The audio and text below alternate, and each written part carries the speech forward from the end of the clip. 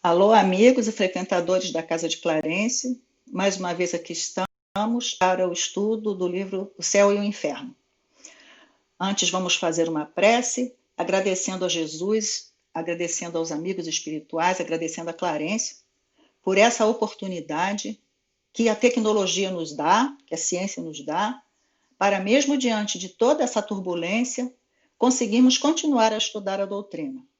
Que possamos ter um estudo tranquilo, um estudo de paz, que seja proveitoso para todos nós.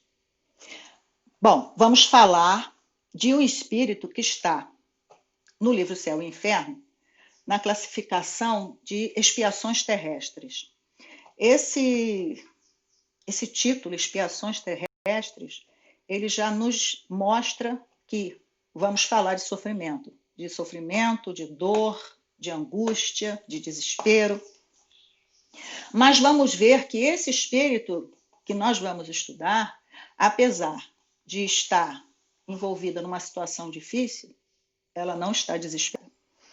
O nome dela é Clara Rivière, ela desencarna com a idade de 10 anos, portanto, é uma criança, mas é uma criança diferente. Ela reencarna com uma família que a apoia, uma família que a sustenta com amor, com carinho. E isso já vem para nós como primeiro ensinamento. Às vezes a gente reclama da família, a gente reclama da cidade, a gente reclama do país, mas não se enganem, as nossas reencarnações, elas são absolutamente corretas. Tudo isso está dentro do nosso planejamento. Então, ninguém reencarna para errar, a gente reencarna para acertar, para dar certo, para que os nossos propósitos, o nosso roteiro de vida seja cumprido. Então, para que isso ocorra, o cumprimento desse roteiro, nós reencarnamos com um aparato que vai nos facilitar isso. Uma família, um país. Mas a minha vida é difícil, mas é onde que nós temos que estar para aprender. E eu tive um ensinamento nesse período que nós estamos passando, de uma amiga que teve o Covid, e é ela e o marido.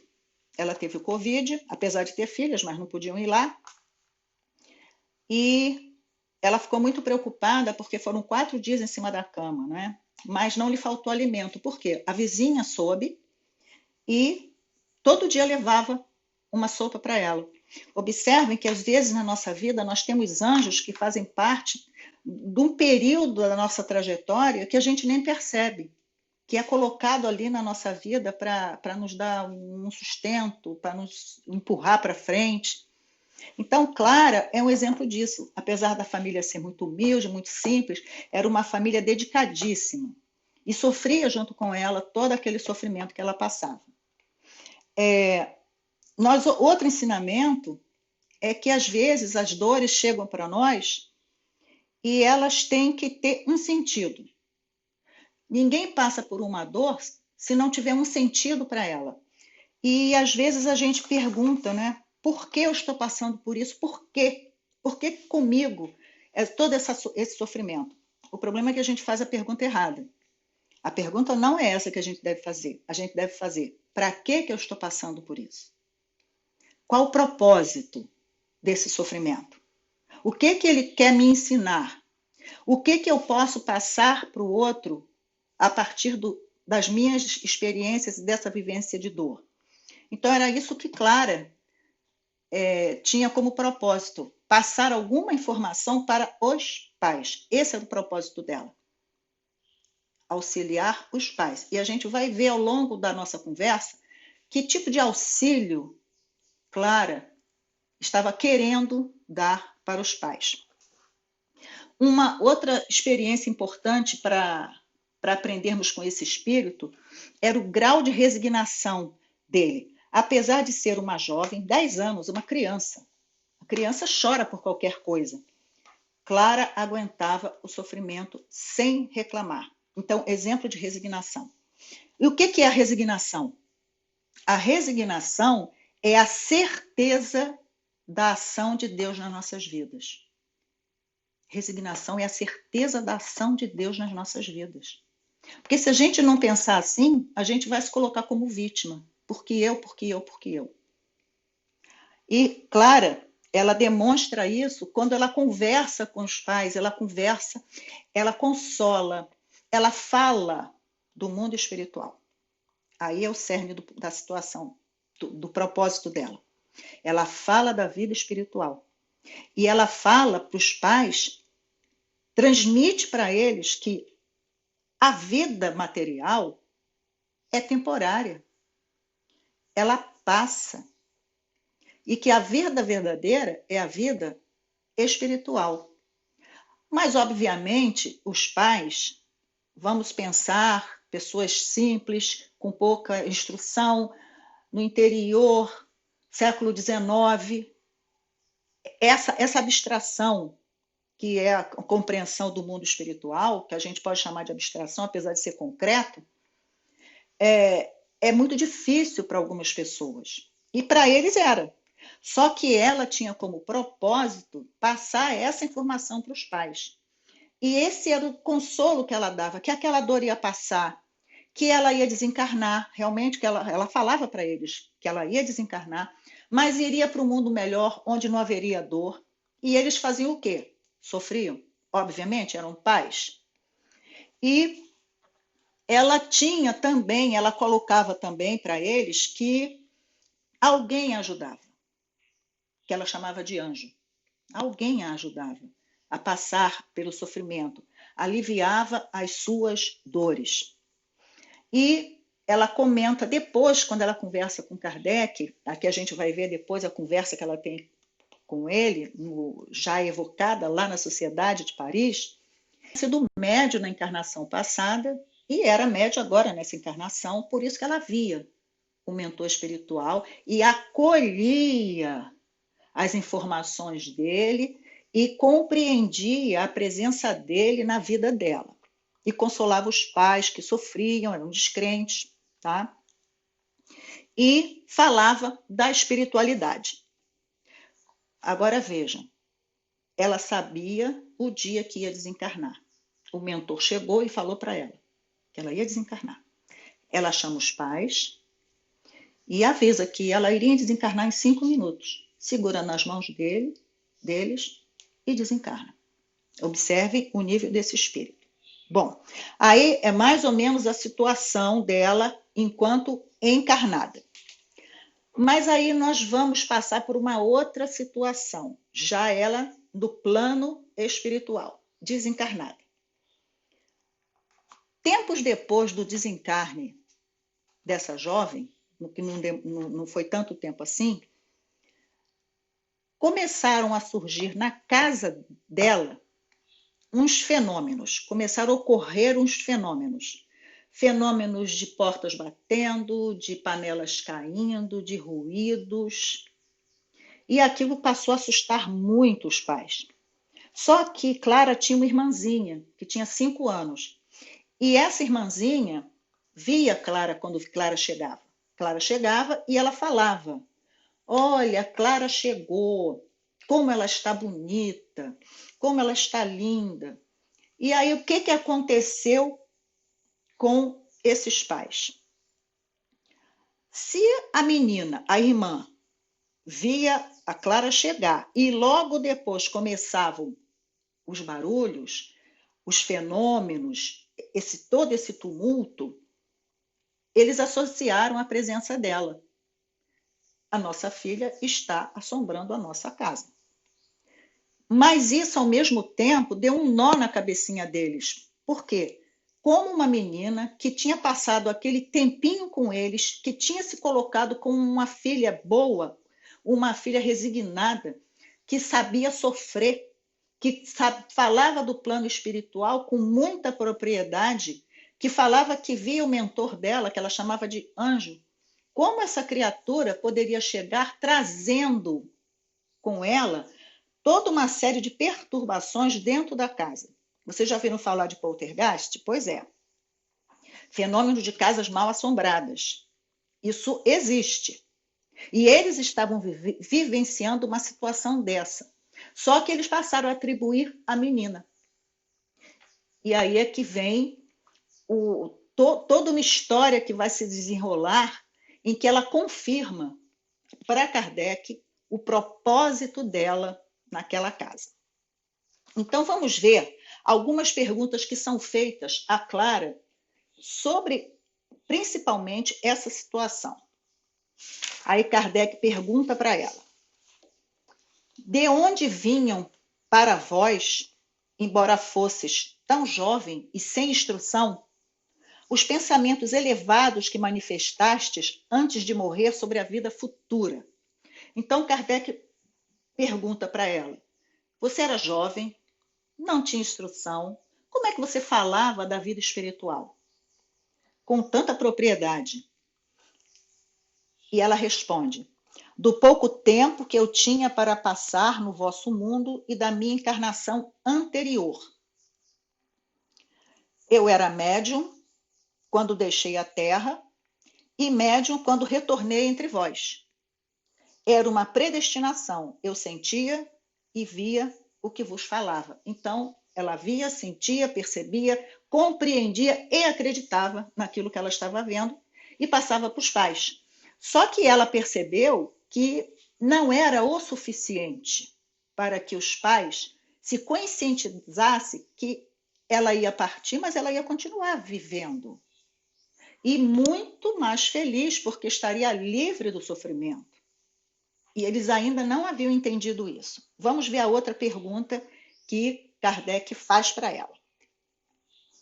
Como se explica que uma criança com a vossa idade não tenha feito nenhuma queixa durante 4 anos de sofrimento?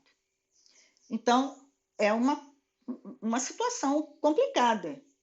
Nós não aguentamos, a gente grita mesmo. Imagina uma criança de 10 anos, passando por 4 anos de sofrimento, sem reclamar. Sem reclamar. Então ela responde: não me queixava porque o sofrimento físico era dominado por um poder maior, o do meu anjo guardião, que eu via constantemente perto de mim. Ele sabia aliviar tudo quanto eu sentia, tornava a minha vontade mais forte que a dor. Com certeza, esse mentor espiritual dava passes nela, sendo o organismo dela, aliviando a dor, até fazendo com que ela ficasse mais lá no plano espiritual do que na matéria, para aliviar. Observem que a presença do nosso mentor, ele é constante nas nossas vidas. E às vezes, quando a gente está diante de um sofrimento, a gente pensa em Jesus, a gente pensa em Maria de Nazaré, a gente pensa em Francisco de Assis e vai fazendo uma lista de espíritos, quando o primeiro espírito que a gente tem que pedir é para o nosso mentor. É o primeiro, porque ele está ali conosco o tempo todo, nos observando, nos ajudando. E se ele não puder fazer alguma coisa, com certeza ele vai recorrer a quem possa. É claro que a gente tem que também recorrer aos outros, porque a gente tem mania de pedir mesmo, então a gente vai falando dos espíritos, mas nós não podemos esquecer do nosso mentor, que foi ele que assinou embaixo a nossa reencarnação.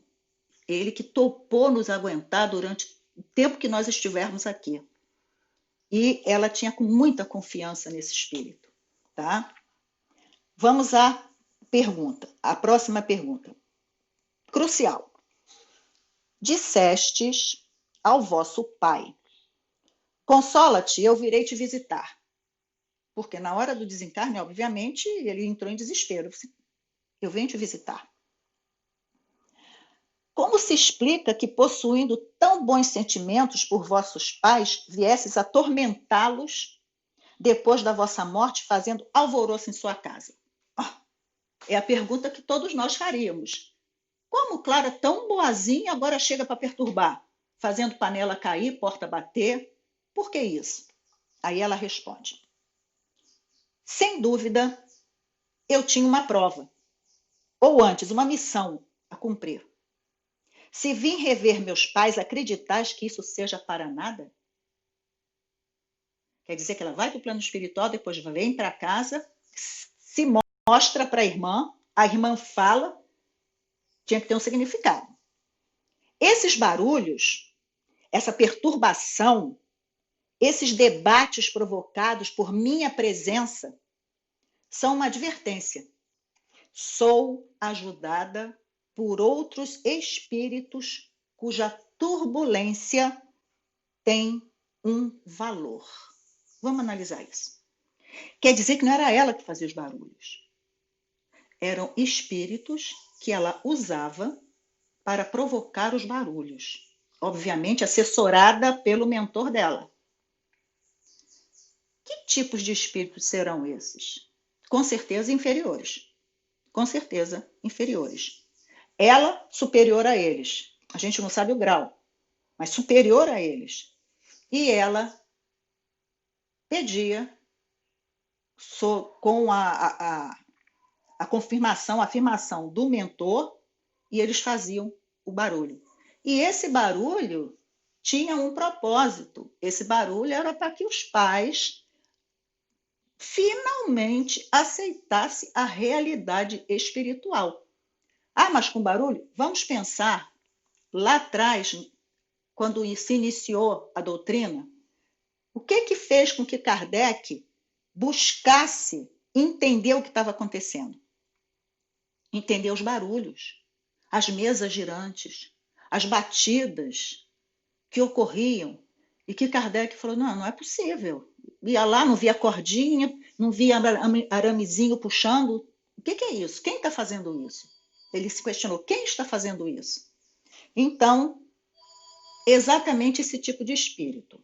Mas tem um pouquinho, a gente pode aprofundar só um pouquinho isso aí. E nós vamos usar, para aprofundar só um pouquinho, o Livro dos Espíritos. O Livro dos Espíritos. Estou acostumada com essas coisas, meu Deus. Livro dos Espíritos. No livro 2, o título do capítulo é Intervenção dos Espíritos no Mundo Corporal. Ou seja, ação dos espíritos na matéria. Na pergunta 538, Kardec pergunta aos espíritos o seguinte: os espíritos que presidem aos fenômenos da natureza formam categoria à parte do mundo espiritual? Serão seres especiais ou espíritos que foram encarnados como nós? O que ele quis saber? Quando acontecem terremotos, maremotos, tsunamis, quem faz?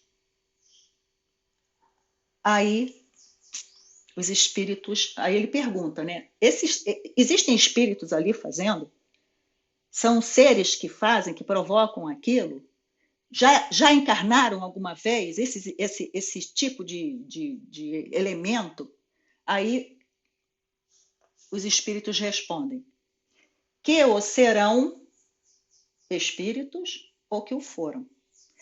Que o serão, ou seja, nem sempre aqueles movimentos que ocorrem na natureza, aqueles fenômenos, são realizados por espíritos que já são considerados espíritos, homens, mas sim um tipo de espírito que ainda não chegou à fase huminal, mas que já saiu da fase animal.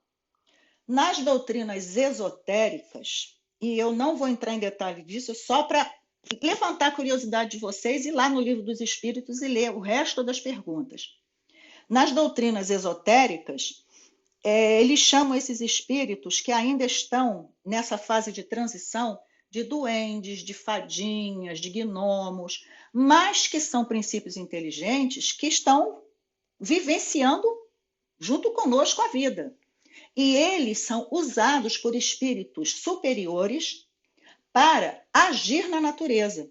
E alguns agem também nas casas, mas podem também ser espíritos inferiores que já reencarnaram, mas ainda são muito inferiores, mas que obedecem a mentes superiores. Aí a gente pensa no seguinte, vamos pensar naquele tsunami que aconteceu na Indonésia. Aí veio o tsunami, milhares de pessoas morreram. Que tipo de espíritos estavam ali? Primeiro, os espíritos que provocaram todo aquele maremoto, que podem ter sido espíritos elementais, duendes, fadas, sei lá, ou espíritos inferiores, que estavam agindo de qualquer maneira? Não, eles estavam sob a supervisão de espíritos superiores que precisavam que aquilo acontecesse para que aquele grupo fosse resgatado e resolvesse as suas pendências com a lei. Porque ninguém ali morreu. Ah, aconteceu, estava passando e pegou a onda. Não, foi todo um trabalho preparado pela espiritualidade. Quem mais estavam? Médicos, enfermeiros, ajudantes, para recolher esses espíritos. E isso demonstra que tudo é importante na natureza. Toda a criação de Deus tem um valor. Pode não ser o valor que a gente acha, mas tem um valor. Tanto que ela fala isso. Vamos lá ver o que ela fala sobre isso. Olha o que ela fala. Sou ajudada por outros espíritos cuja turbulência tem um valor.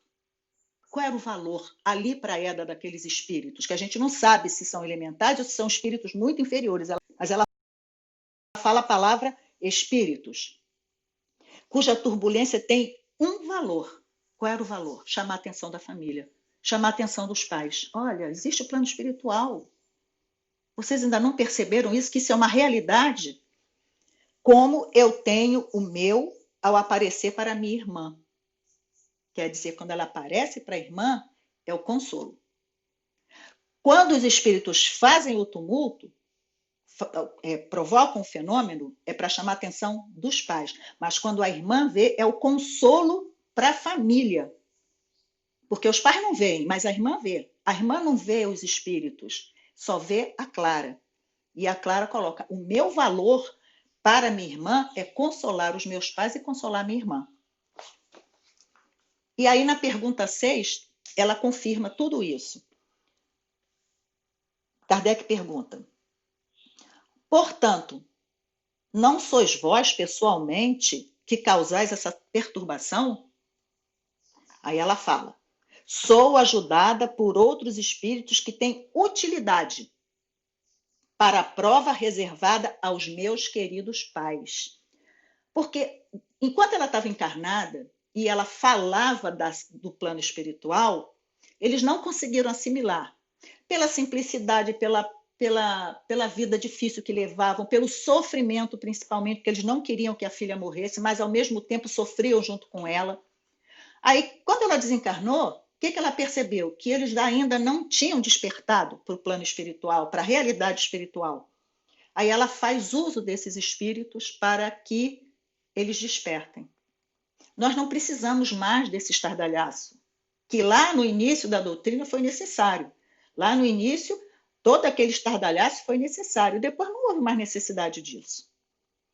Vamos à pergunta 8. Por que tão jovem fostes atingida por tantas enfermidades? Kardec sempre, quando conversa com os espíritos, fala desse assunto.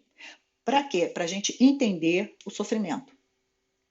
Tá? Sempre, todo o trabalho que é realizado aqui com os espíritos, sempre há esse questionamento. Por quê?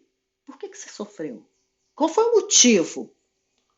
Não é a pergunta que a gente tem que fazer para o nosso sofrimento, não. O nosso sofrimento a gente tem que perguntar para quê. Mas aqui ele quer saber por que você estava sofrendo tanto, apesar de tão jovem. Aí ela responde: tinha erros anteriores para expiar.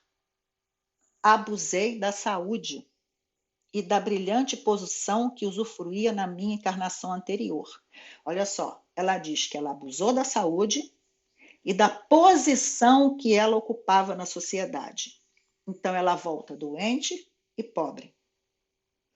Mas ela volta porque ela compreende, é apresentado para ela uma opção de resgate, e ela aceita, com resignação.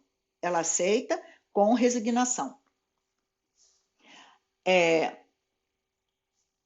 Agir conforme a vontade de Deus e o meu anjo guardião me ajudou. Ajudou ela em vida, mas antes dela reencarnar, quando planejou a reencarnação com ela, junto com ela, colocando tudo que ela tinha necessidade para resolver essa pendência. Só que ela tinha uma outra pendência, que era ajudar os pais para despertar da realidade espiritual. Aí ela termina colocando assim, a pergunta: desejais que se diga coisa aos vossos pais? Que sempre foi a maior preocupação dela, os pais. Aí ela responde: a pedido de um médium, meus pais têm feito muita caridade. Aí vem outro ensinamento, hein? Eles tiveram razão em não orarem só com os lábios. Olha só, gente. Eles tiveram razão em não orarem só com os lábios. É preciso fazê-lo com a mão e com o coração. Rezar é fácil. Rezar é muito fácil. Tá? A ação é que complica, não é? Porque quando a gente tem que agir, a gente vai usar uma série de justificativas. Então, eles fizeram o que ela queria que eles fizessem. E ela termina colocando uma frase primorosa, que na explicação lá de Kardec, quem tiver o livro, vai lá para ver, que são aquelas letrinhas miudinhas no final, que ela coloca uma coisa extraordinária. Olha só. Deus deu a todas as almas o livre-arbítrio. Isto é, a faculdade de progredir. Livre-arbítrio é escolha. Se você escolhe errado, mas se você escolhe certo, deu a todas a mesma aspiração. Qual é a aspiração? Progredir. Progredir. Aí a gente pensa assim, mas aquele espírito, ou criaturinha difícil, não consegue fazer nada de bom. Um dia vai fazer, sabe por quê? Porque a dor empurra. A dor empurra. Não adianta a gente reclamar de fulano, de ciclano, de beltrano. Cada um vai chegar um momento que vai descobrir que precisa progredir. Então, deu a todas a mesma aspiração. E é por isso que o vestido de tecido grosseiro de lã tem mais relação com o vestido bordado a ouro do que geralmente se pensa. Olha que coisa linda. O vestido grosseiro de lã tem mais relação com o vestido bordado a ouro do que realmente se pensa. Quer dizer que as reencarnações, elas são solidárias. Uma está ligada à outra. A cada acerto, mais um passo. A cada erro, a gente fica capengando. Mas aí a gente descobre que não precisa fazer mais aquilo. Aí a gente faz de novo, passa pela mesma situação e tenta acertar. É uma caminhada.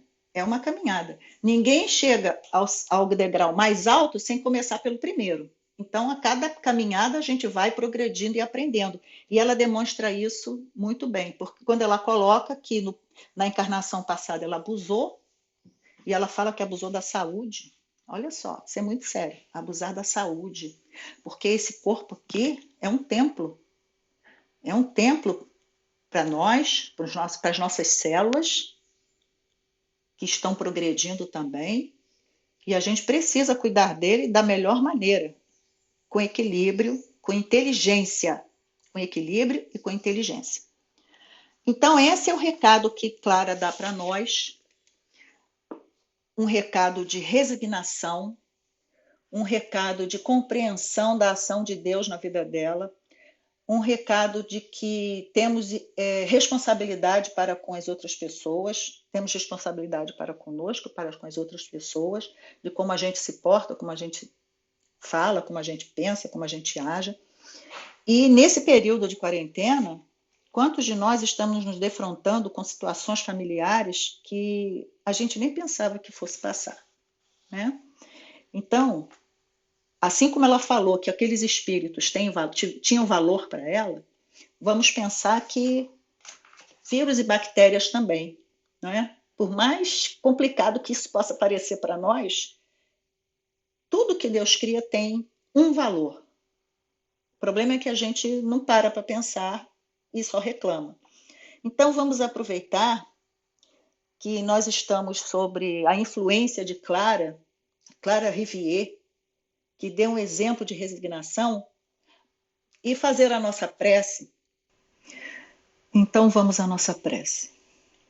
Senhor Jesus, amigos, benfeitores espirituais, só temos a agradecer pela assistência que tivemos durante o nosso estudo, que possamos continuar firmes, caminhando, acreditando, tendo fé e confiança e vivendo um dia após o outro, tendo a certeza de que tudo tem um propósito, tudo tem uma razão. Que possamos, Senhor, logo voltar à nossa casa de estudo e de oração, e que todos nós fiquemos bem, envolvidos pelo Teu amor, Senhor, envolvidos pela proteção de Clarencio e de todos os nossos mentores espirituais. Graças a Deus.